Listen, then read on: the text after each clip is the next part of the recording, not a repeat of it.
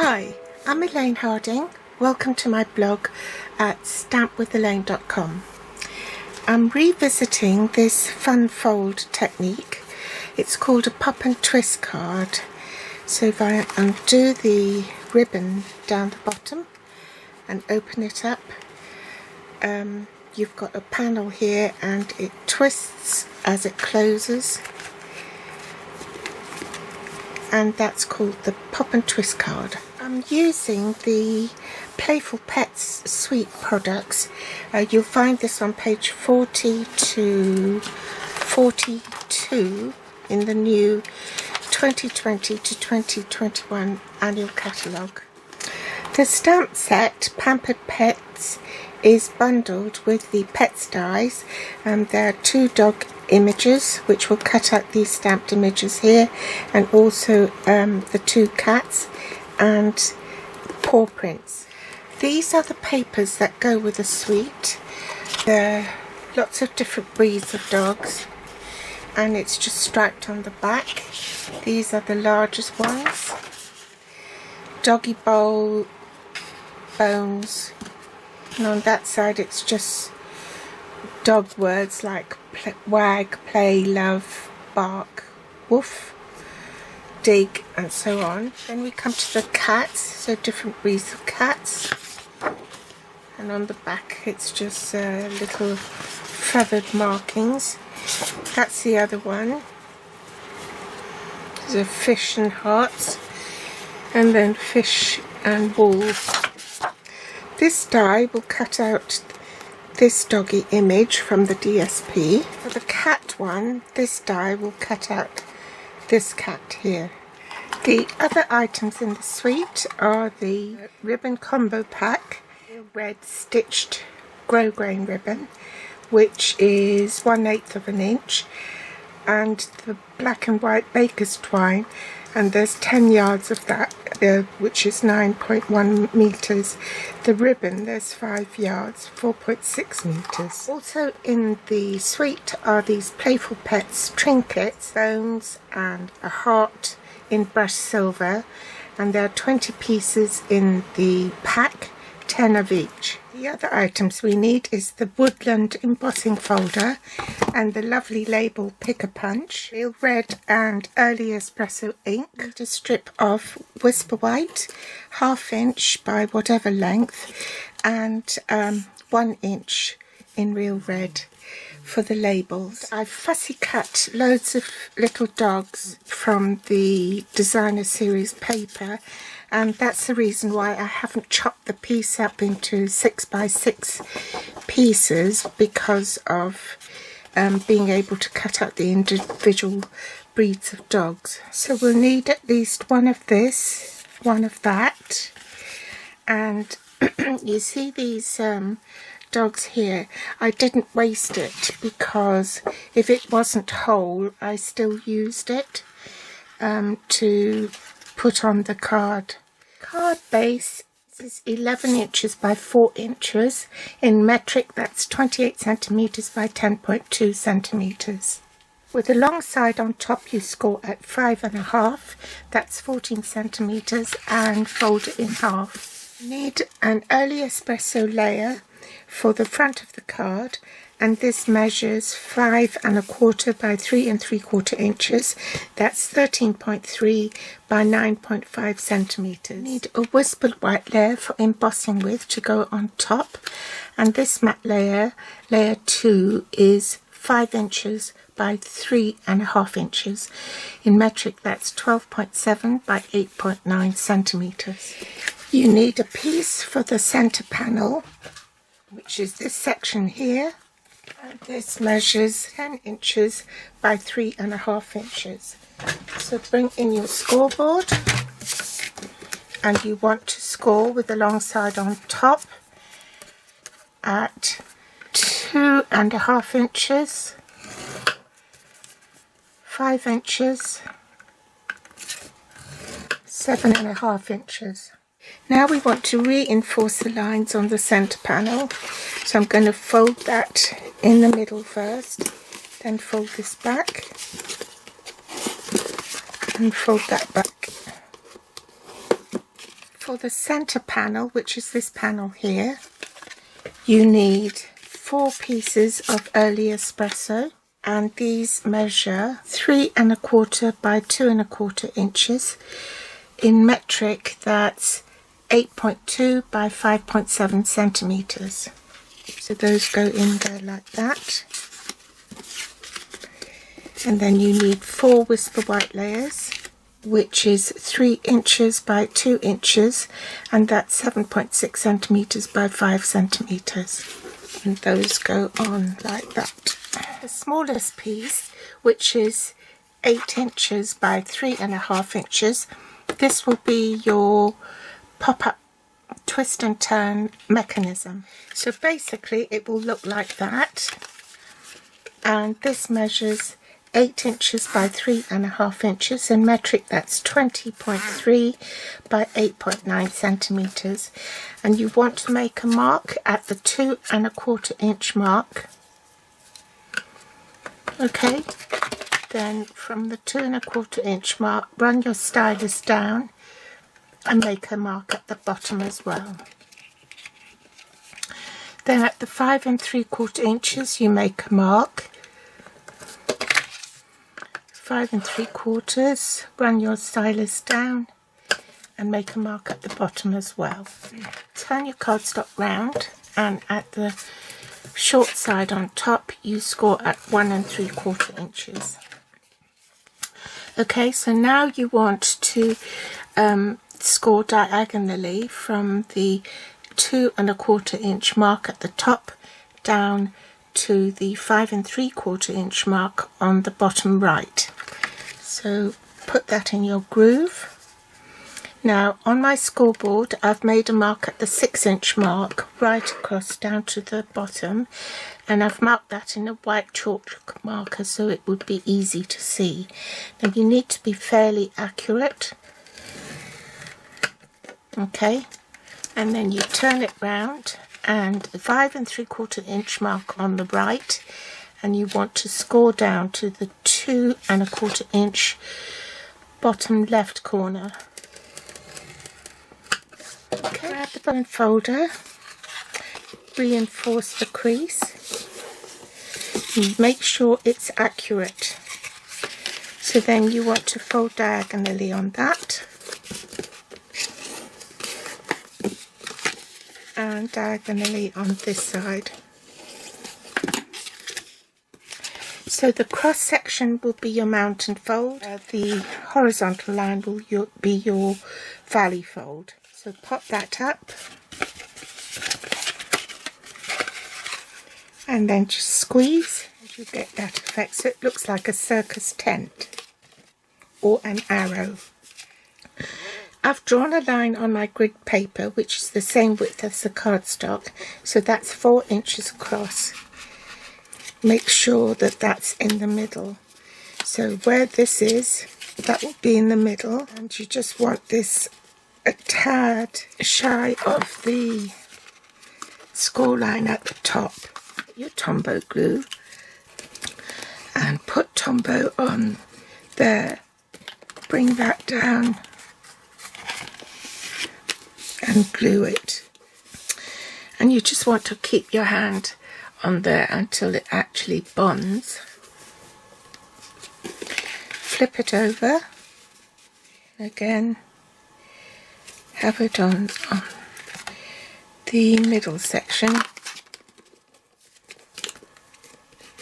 apply your adhesive, bring that down and allow it to bond. Now you can open it up. Now we've created the pop-up mechanism for the inside of the card, we need to do the center panel. So first I'm going to adhere the matte layers in early espresso.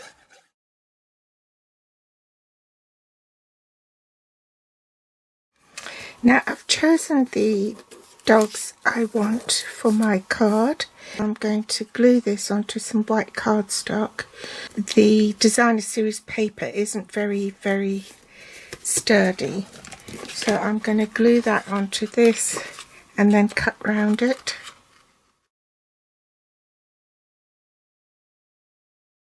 I also die cut a blank for this little dog. I don't know what breed it is. I think it's a terrier of some sort.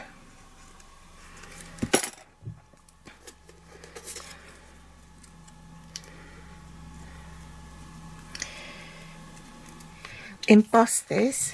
Now the woodland embossing folder, the branches should go this way, so I'm going to emboss it like so. It only needs the ordinary plates, so the 2 cutting plates, basic platform, and then I'm ready to run it through the big shot, so I'll do that off camera. So next I'm going to just pop some dimensionals on the mini ones, because we've got the embossed trees here.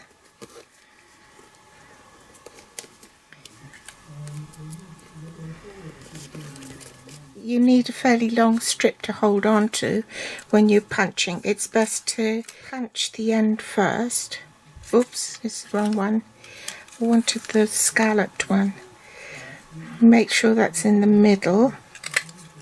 Punch that first. And then you can stamp your enjoy. See what I did? I stamped that first, then realised that it has to be straight, that edge. Then I'll stamp sort of about there,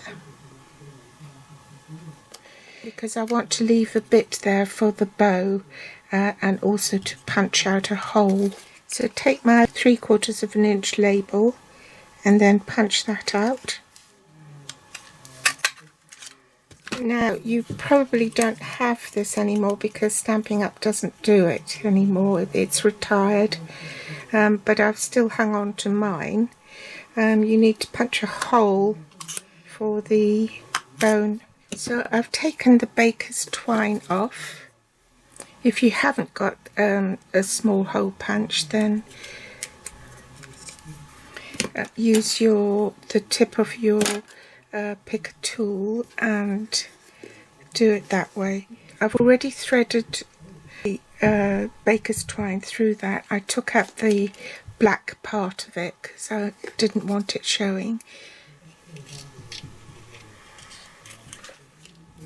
Just stick it down with a glue dot. I've run out of glue dots.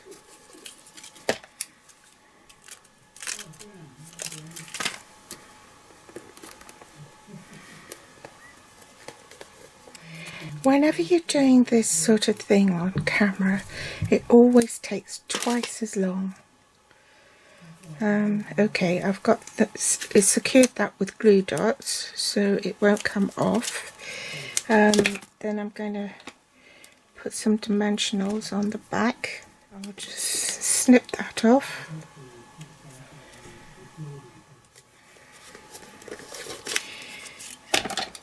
I'm going to snip that off as well, then glue it to my card front.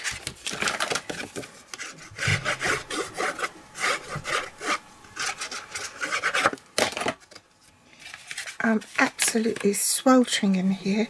Of course I film my projects in advance and it's the hottest day of the year, and if I put the fan on then it's just far too noisy.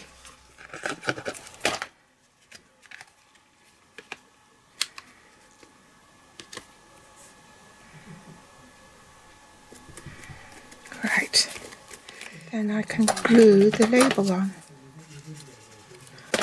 and pop it about there. Oops.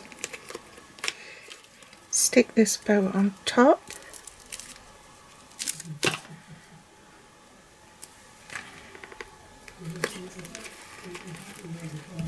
Now we need to attach the bow so that it will keep the card closed, and in order to do that I've got to find my ribbon.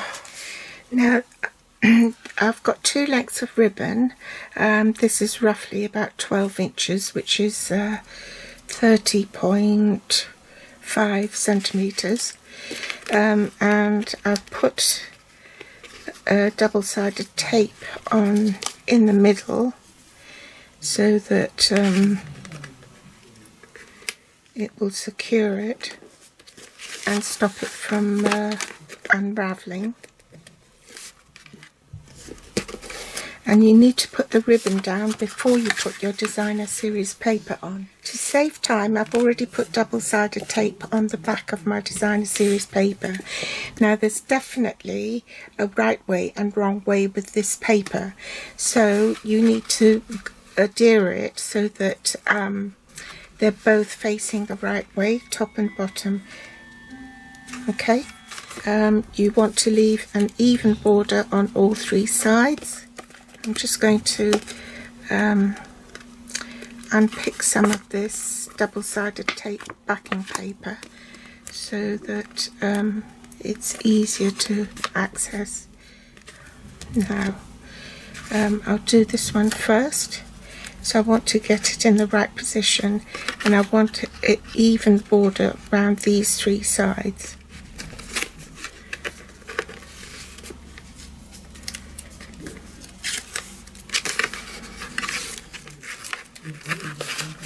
Work better this way, so I make sure that it's facing the right way, and then take my paper, backing paper off.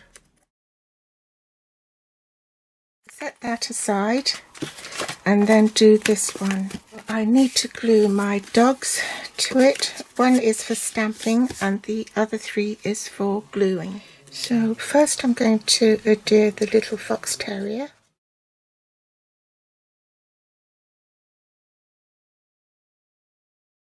I'm going to stamp this in early espresso across like that. Stamp some little hearts on here. Cut out a little heart from the designer series paper.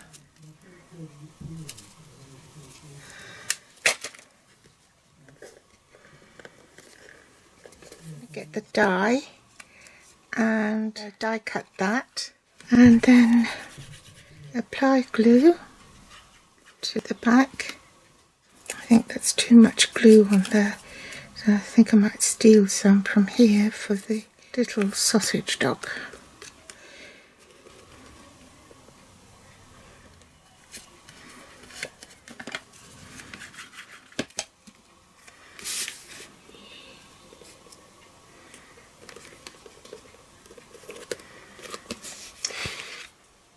Now comes the time to attach this centre panel to the twist and pop and turn mechanism. So you want the centre line right in the intersection point here, so that's right in the middle, and you want to fold that in, okay, so that you can gauge that's in the right place, and do it by eye so you can see that that's equidistance there and there, and also from here to here, the edge of the card. See these two little squares or rectangles? You either glue this, the opposite one, so either the bottom left and the top right, or the top left and the bottom right, but you don't do both, and that is where the magic happens. So I'm just going to glue it on this square here. So the bottom left and the top right. Okay, so open that up, make sure that it's lined up, and I want to twist and turn the card like so. Now the reason why this doesn't have a card front on it is because I had to make a third card because I forgot to record this bit here, and that is really the crucial part of making the card. So That's the reason why. So there you go. You need to adhere at the bottom left and the top right, or the other way round, but not both. I hope that makes sense. You twist and turn, then make sure that's properly down. We'll do it a few times just to reinforce the fold. It's bonded now, so you see why you need the ribbon at the bottom. It's to hold it together. So let's just tie that. I hope you've enjoyed today's tutorial. It's not as difficult as it looks. It's really quite easy. It's just knowing what to do. Thanks for joining me today, and have a go yourself if you've not done it before. It was on trend about 3 or 4 years ago, and sometimes it's good to revisit things that you've done before. All the links are below to the products I've used, and you can read more about this project on my blog. Thanks for watching. Bye.